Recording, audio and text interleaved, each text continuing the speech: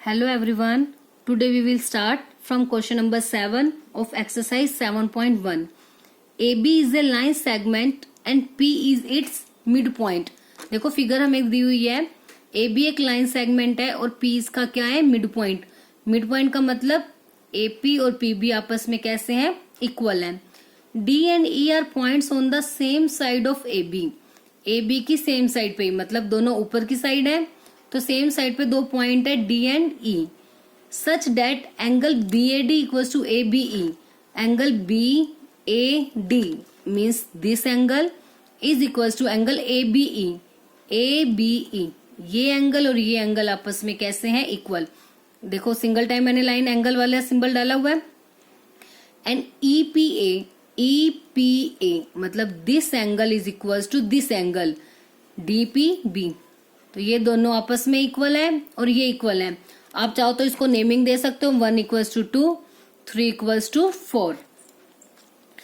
ठीक है, मैं चलो नेमिंग साइड कर देती हूँ. एंगल 1, 2, 3, 4. इसे आपको इजी रहेगा.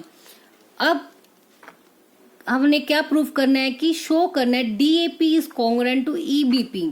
ट्रायंगल DAP मतलब this triangle is congruent to triangle EBP. तो ये दोनों ट्रायंगल जो आपस में क्या है? कॉन्ग्रुएंट. ये हमें प्रूफ करना है. उसके बाद AD और B तो इसके कॉरेस्पॉन्डिंग पार्ट्स हैं. तो बस ये अगर हमारा प्रूव हो जाएगा कि कॉन्ग्रुएंट है तो CPCT से तो हम ये दिखा ही सकते हैं. तो बेसिकली हमारा काम है इन दो ट्रायंगल्स को कॉन्ग्रुएंट प्रूफ करना. तो सबसे पहले क्वेश्चन को स्टार्ट करने के लिए हम क्या करेंगे? गिवन राइट करेंगे और जो हमें प्रूफ करना है वो हम लिखेंगे. तो गिवन है P is the mid point of AB. तो उसका मतलब मैंने ऑलरेडी राइट कर दिया. AP और PB क्या है? Equal. Now angle BAD equals to angle ABE. जो BAD एंगल था मतलब ये एंगल, आप चाहो तो इसका साथ लिख सकते हो कि मतलब एंगल 1 इक्वल है एंगल 2 का and angle 3 equals to angle 4. ठीक है, ये चीज हमें गिवन है. आप चाहो तो इसका मतलब साथ में लिख सकते हो. अब टू प्रूव में जो कंडीशन हमें प्रूव करनी थी वो हमने राइट कर दी. अब फर्स्ट पार्ट में हमें इन दोनों को कॉन्ग्रुएंट प्रूव करना है. तो दो ट्रायंगल लेके चले. In triangle DAP and triangle EBP. तो देखते हैं इसके कौन कौन से पार्ट्स हैं. अब हमें ये दो ट्रायंगल हैं. तो इस ट्रायंगल में देखो जो एंगल 1 और 2 हमें इक्वल दिए हुए हैं वो इसका पार्ट है. ADP का पार्ट है 1 और इसका पार्ट है EBP का पार्ट है 2. तो यस एंगल 1 और 2 इक्वल है. उसके बाद AB दोनों में कॉमन AP और PB हमें गिवन है इक्वल. AP और PB वो भी इसका पार्ट है. ADP का पार्ट है AP और इसका पार्ट है BP. तो जो जो कंडीशन गिवन है हम राइट कर लेते हैं. सबसे पहले AP equals to BP given. Angle 1 equals to angle 2 given. अगर आप यहाँ पे 1 और 2 मेंशन नहीं करते, आप क्या लिख सकते हो? यहाँ पे angle BAD equals to angle ABE जिसका मतलब है 1 और 2, या सिर्फ आप नेमिंग से भी इसको कर सकते हो. अब उसके बाद देखो हमें गिवन है एंगल 3 और 4 इक्वल. क्या 3 और 4 इसका पार्ट है? 3 लेके चलते हैं हम. तो अगर मैं बात करूं ट्रायंगल ADP, 3 तो ये पोर्शन है. तो इस ट्रायंगल में तो ये पूरा एंगल आना चाहिए, मतलब जो ये एंगल है ये भी आना चाहिए, तब कहेंगे कि ये ADP का पार्ट है. सिमिलरली जो एंगल 4 है अगर हम उसको चेक करें BPE में तो उसके अंदर भी इसका कंप्लीटली पार्ट नहीं है. अगर ये ऐड हो जाए मतलब ये पूरा आ जाए तब कहेंगे ये इसका कंप्लीट पार्ट है. तो सेम जैसे हमने लास्ट हमारी वीडियो में जो हमने क्वेश्चन में किया था वही हमने इसमें अप्लाई करेंगे. इसको मैं नाम दे देती हूँ 5. सो हमारे पास क्या है? नाउ वी हैव जो एंगल 3 है वो 4 के इक्वल है, ये हमें गिवन है. बट इस एंगल के साथ हम ये नहीं कह सकते कि दोनों ट्रायंगल्स कॉन्ग्रुएंट हैं, क्योंकि हमारे पास तो सिर्फ दो ही इसके पार्ट्स इक्वल हुए हैं. जो ये वाला एंगल है ये इसका कंप्लीट रूप से इसका पार्ट है ही नहीं. तो ये इसका पार्ट कब बन जाएंगे? अगर मैं 3 में 5 को ऐड कर दूं. जैसे ही मैं 3 में 5 को ऐड कर दूंगी, ये दोनों मिलके किस एंगल का पार्ट बन जाएंगे, ट्रायंगल का एपीडी का। इसी तरह से अगर मैं 4 में 5 को ऐड कर दूंगी तो वो बीपीई का पार्ट बन जाएंगे। तो बस एडिंग, और दोनों साइड पर हमने सेम वैल्यू को ऐड करेंगे, उसका कोई इफेक्ट भी नहीं होगा। Adding angle 5 on both sides, so angle 3 plus angle 5 which is equals to 4 plus 5। ऐसे रहने दो, चाहे तो आप इसको कंप्लीट नेम राइट कर सकते हो, which is equal to angle A P D, ये पूरा बन गया। Angle A P D equal to 4 plus 5, 4 plus 5 मतलब कि बी पी ई, और ये दोनों कोरस्पॉन्डिंग पार्ट्स हो गए इन दो ट्रायंगल्स के।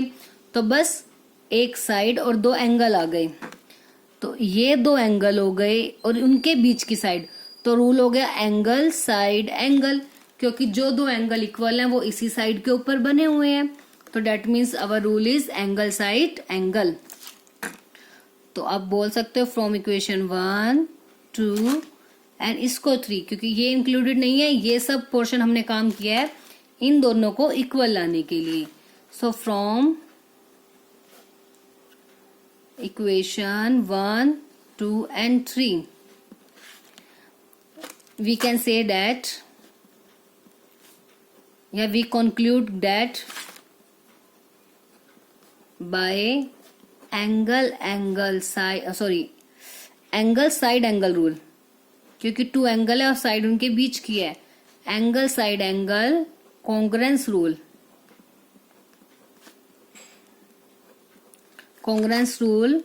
triangle DAP is congruent to triangle EBP। ठीक है, DAP congruent हो गया किसके, EBP। तो हमारा फर्स्ट पार्ट प्रूव हो गया कि DAP is congruent to triangle EBP। Second part में क्या दिखाना है, AD equals to BD। तो प्रूफ किसका, सेकंड पार्ट का, कि फ्रॉम 1 क्या कहेंगे, from 1 triangle DAP is congruent to triangle EBP। ये कॉन्ग्रेंट है तो इसके कोरस्पॉन्डिंग पार्ट्स कैसे होंगे, equal. So therefore AD equal होगा BE के, मतलब इसकी फर्स्ट टू वैल्यूज उठाएंगे तो इसके भी first two vertices, AD equals to BE by CPCT। यही हमें प्रूफ करना था। तो बस जैसे ही हमने ट्रायंगल कॉन्ग्रेंट हो गए तो उसके कोरस्पॉन्डिंग पार्ट्स हम क्या ले लेंगे, इक्वल। तो देखते हैं एक बार फिर से, मैं ब्रीफ आपको एक बार बता देती हूँ। हमारे पास दिया हुआ था जो P है वो AB का मिड पॉइंट है, मतलब AP और PB आपस में इक्वल है। एंगल 1 2 के इक्वल गिवन है, 3 4 के इक्वल गिवन है। अब हमें प्रूफ करना है कि ये जो दो ट्रायंगल बन रहे हैं ना, इसमें APD और BPE, इन दोनों को हमें कॉन्ग्रेंट प्रूफ करना है। मीन्स नेमिंग ये रहेगी, DAP is congruent to EBP, मतलब कोरस्पॉन्डिंग पार्ट है D और E, A और B, P और P। ठीक है, अब इन दोनों को कॉन्ग्रेंट प्रूफ कैसे करेंगे, हम दो ट्रायंगल लेके चलते हैं। अब हमें पता है AP और BP आपस में कैसे हैं, इक्वल है, क्योंकि P मिड पॉइंट था गिवन है, तो इसका एक कोरस्पॉन्डिंग पार्ट हो गया। एंगल 1 और 2 इक्वल है, ये भी इसके कोरस्पॉन्डिंग पार्ट है। बट उसके बाद जो थर्ड केस है ना, उसमें हमें 3 और 4 इक्वल दिए हुए हैं, बट 3 और 4 कंप्लीटली इन दोनों ट्रायंगल्स के पार्ट ही नहीं है, उसमें एक ये 5 वाला एंगल मिसिंग है। तो जो एंगल मिसिंग है हम दोनों को उसमें ऐड कर देंगे। ठीक है, तो जैसे ही 3 और 4 इक्वल थे, मैंने दोनों साइड 5 को क्या कर दिया, ऐड। तो एंगल 3 + 5 मतलब ये कंप्लीट एंगल बन गया APD, ये पूरा।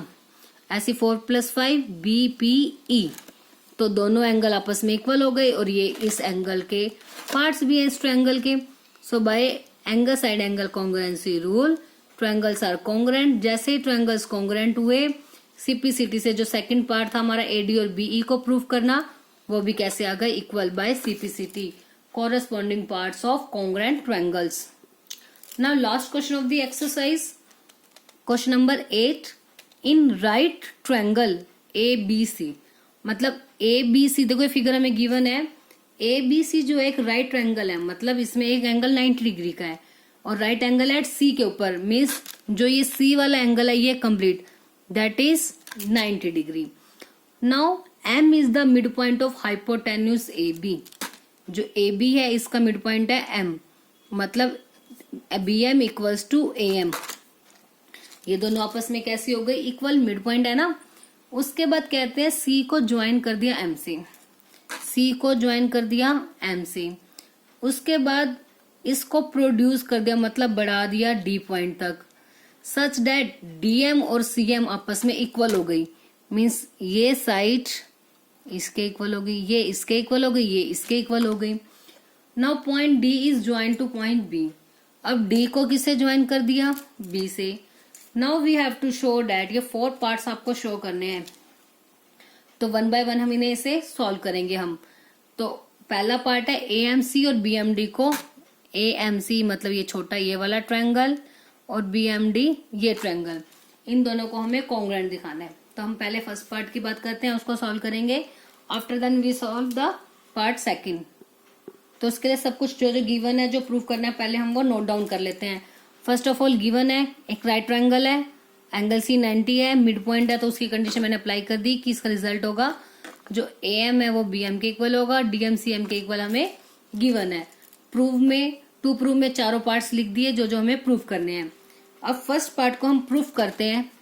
सबसे पहले हमें लेके चलना है कि ए एम सी को बी एम डी के कॉन्ग्रुएंट प्रूव करना है। तो 2 ट्रायंगल लेके चलते हैं, in triangle A M C and triangle B M D. इन दोनों में देखो क्या क्या इक्वल है, देखो ये अब दिख ही रही है हमें दोनों में, ये देखो सिंगल सिंगल स्टिक मैंने लगाई है। ये इसलिए लगाई जाती है ताकि हमें फिगर में देखते ही पता लग जाए क्या क्या इक्वल है। तो इन दोनों ट्रायंगल में ये और ये इक्वल है। पहले मैंने इस ट्रायंगल का नाम लिया तो इसकी साइड्स आप पहले लिखोगे। तो ए एम इक्वल है किसके, बी एम के। देखो ए एम और बी एम इसके कोरेस्पॉन्डिंग पार्ट्स है ना, गिवन है। उसके बाद सेकंड क्या है, डी एम और एम सी, मतलब एम सी या फिर सी एम लिख सकते हो, C M equals to D M, ये भी गिवन है। थर्ड चीजों में गिवन नहीं है, थर्ड साइड तो हमारे पास है ही नहीं इक्वल, ए सी और बी डी। जब थर्ड साइड नहीं है इक्वल तो डेट मीन्स कोई एंगल होगा। तो एंगल कौन सा होगा, ये एंगल हम ले लेते हैं।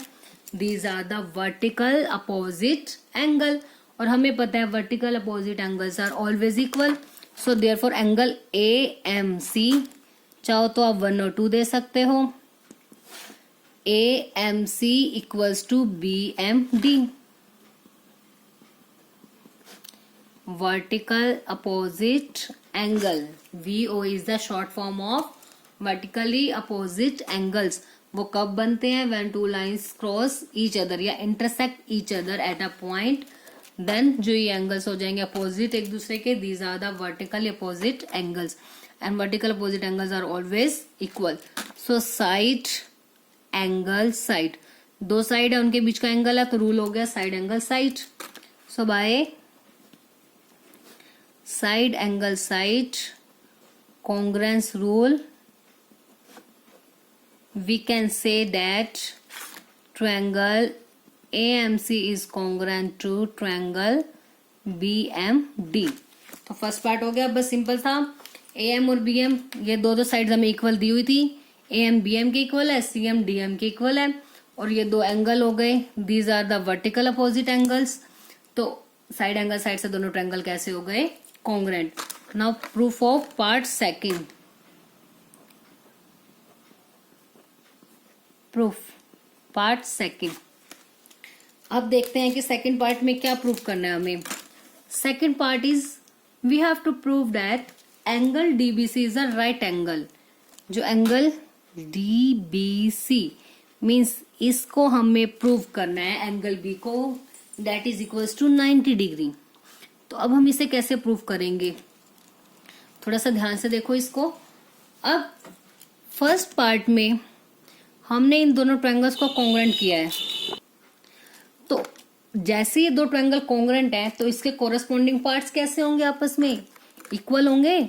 तो इसका मतलब ये एंगल इसके इक्वल हो जाएगा, या फिर कह सकते हो this angle is equal to this angle, ये एंगल इसके इक्वल। देखो from part 1 triangle AMC is congruent to triangle BMD। सो इस ट्रायंगल से मैं इसको नेमिंग दे देती हूँ, this is angle number 1 and this is angle number 2। तो angle 2 is equal to angle 1, because मैंने इसका नाम पहले लिया है। तो CPCT से एंगल 2 और 1 कैसे हो जाएंगे आपस में इक्वल। आप चाहो तो चेक कर सकते हो, देखो A वाला B के इक्वल, M के C D के। A वाला B के मतलब ये आपस में इक्वल होंगे, और M वाला M के इक्वल हमने दिखाया था, और D वाला C के इक्वल, मतलब ये और ये एंगल आपस में कैसे होंगे equal. Angle 1 equals to angle 2, AMC नाम पहले दिया और इसमें मैंने एंगल लिया है सेकंड, तो angle 2 equals to angle 1 by CPCT।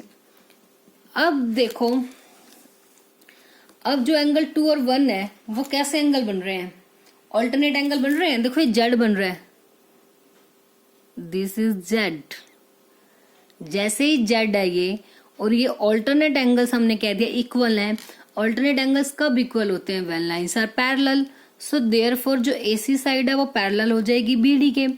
जैसे ही AC और BD पैरेलल आ गई तो BC उनकी क्या हो गई, ट्रांसवर्सल लाइन।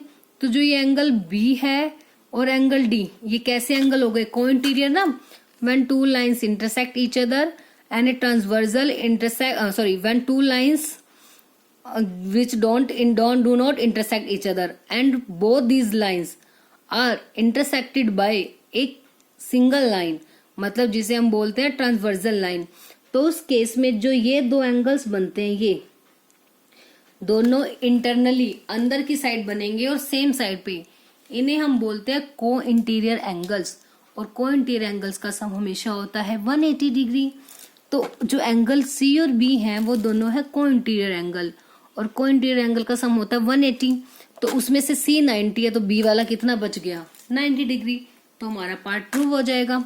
तो बस इसे ऐसे ही राइट करना है नाउ, या फिर लिख सकते हैं sorry, since angle 1 and 2 are alternate interior angles, alternate interior angles, 1 और 2 इक्वल हैं और दोनों alternate interior angles हैं। therefore and are equal लिख सकते हो। so therefore कौन कौन सी लाइन पैरेलल हो गई, AC parallel to BD, AC parallel to BD। तो जो एंगल C है और एंगल DBC है, दोनों इंटीरियर एंगल और उनका सम कितना हो गया 180। इसका नाम हमें C दिया हुआ है ऑलरेडी स्टार्टिंग में, तो इसलिए मैं इसको C यूज कर रही हूँ। और इसको फाइंड आउट करना है DBC, तो इसलिए इसका मैं कंप्लीट नेम दे रही हूँ DBC। So angle 10 angle C plus angle DBC which is equal to 180 degree, co-interior angles. ठीक है, तो angle C equal to C की वैल्यू है हमारे पास 90 डिग्री, DBC हमें फाइंड आउट करना है। तो प्लस 90 इधर आके क्या हो गया माइनस, तो यहाँ से DBC की वैल्यू कितनी आ जाएगी हमारे पास, प्लस का 90 इधर आके माइनस का 90 which is equal to 90 degree. और सेकंड पार्ट में हमें यही दिखाना था, जो DBC है वो क्या होगा, राइट एंगल। तो जैसे ही DBC 90 का हो गया तो हम कह सकते हैं कि therefore angle DBC equals to sorry DBC is right angle. तो जो हमारा सेकंड पार्ट था वो प्रूव हो गया। तो बस सिंपल आपको इतना याद रखना है, जैसे ये दो ट्रायंगल कॉन्ग्रुएंट हुए, कॉन्ग्रुएंट होते ही हम यूज कर लेंगे जो एंगल 1 और 2 है वो आपस में इक्वल है बाय CPCT। और 1 और 2 हमें दिख रहे हैं, जेड बना रहे हैं, तो ऑल्टरनेट एंगल है। ऑल्टरनेट एंगल कब इक्वल होते हैं, when lines are parallel. So therefore AC और BD आपस में पैरेलल हो जाएंगी, तो ये बन जाएंगे दोनों को इंटीरियर। तो को इंटीरियर का सम होता है 180, ये 90 है तो ये भी कितना आएगा 90 डिग्री। यही हमें प्रूव करना था। Now we prove part number 3। अब देखो थर्ड में हमें क्या दिखाना है, DBC और ACB को कॉन्ग्रुएंट। तो लेके चलते हैं यही हम, in triangle DBC and triangle ACB। तो कौन से हैं ये पूरे? This and this, DBC and ACB।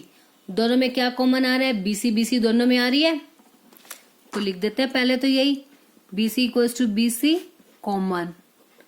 उसके बाद अभी देखो जो हमने फर्स्ट पार्ट में प्रूव किया था ना कि जो दो ट्रायंगल कॉन्ग्रेंट थे उसकी सीपीसीटी से हम ये साइड आपस में इक्वल ले सकते हैं, BD इक्वल्स टू AC।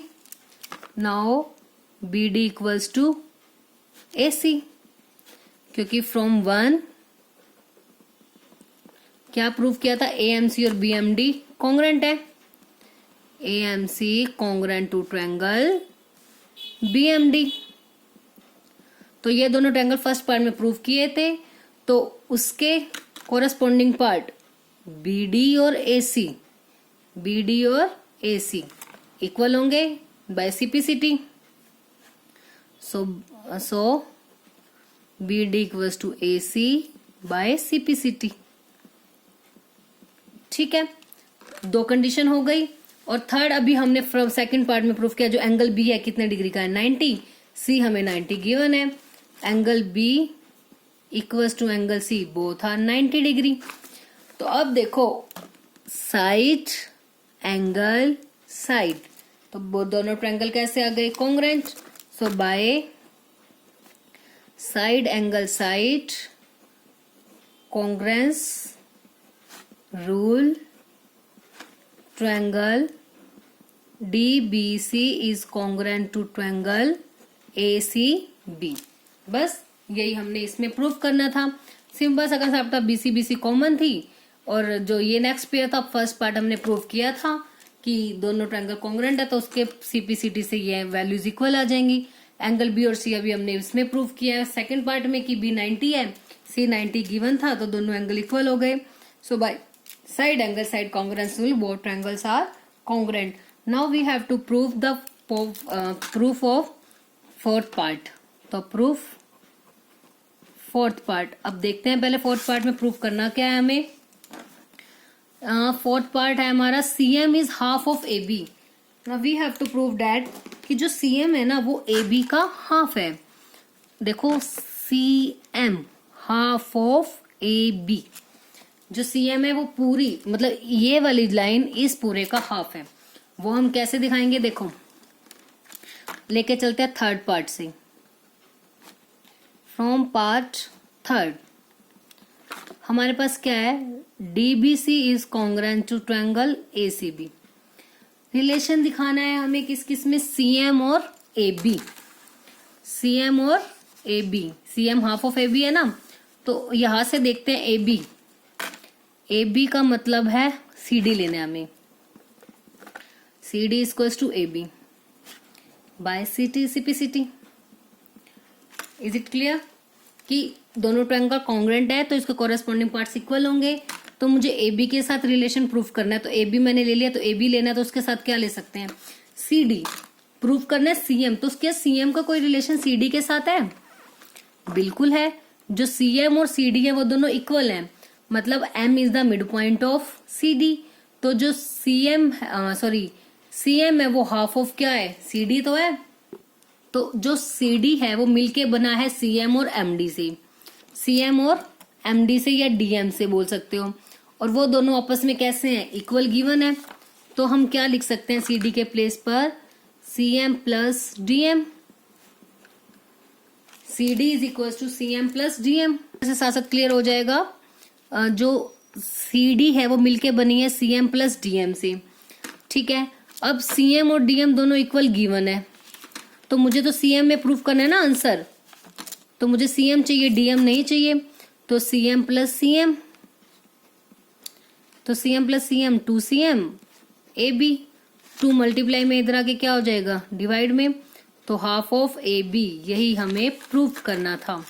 तो यहाँ पे आप मेंशन करोगे CM प्लस CM लिखा है ना, because CM is equals to DM, ये हमें गिवन है। सो बस CM is half of AB, ये हमें प्रूफ करना था।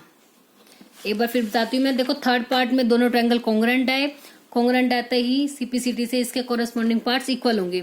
हमें रिलेशन चाहिए सीएम और एबी में, तो सीएम तो हमारे पास नहीं है इस ट्रायंगल में, एबी है, तो एबी मैंने ले ली, तो एबी का कोरस्पॉन्डिंग पार्ट है सीडी, तो इक्वल होंगे। तो हमें तो एबी तो आ गया, सीएम चाहिए, सीडी नहीं चाहिए। तो देखते हैं सीडी का रिलेशन क्या सीएम के साथ है, तो सीडी मिलके बना हुआ है सीएम और एमडी से। सीएम और एमडी या डीएम एक ही बात है, ये दोनों आपस में इक्वल है, ये चीज हमें गिवन है। तो डीएम के प्लेस पर मैंने लिख दिया सीएम, तो सीएम प्लस सीएम 2cm और मल्टीप्लाई इधर आके डिवाइड, तो ये इसका हो गया हाफ ऑफ एबी। तो इसी के साथ आपकी एक्सरसाइज यही फिनिश होती है। आई होप कंप्लीट एक्सरसाइज आपको अच्छे से क्लियर हो गई होगी, एंड साथ के साथ आप इन क्वेश्चंस को रिवाइज भी कर रहे होंगे।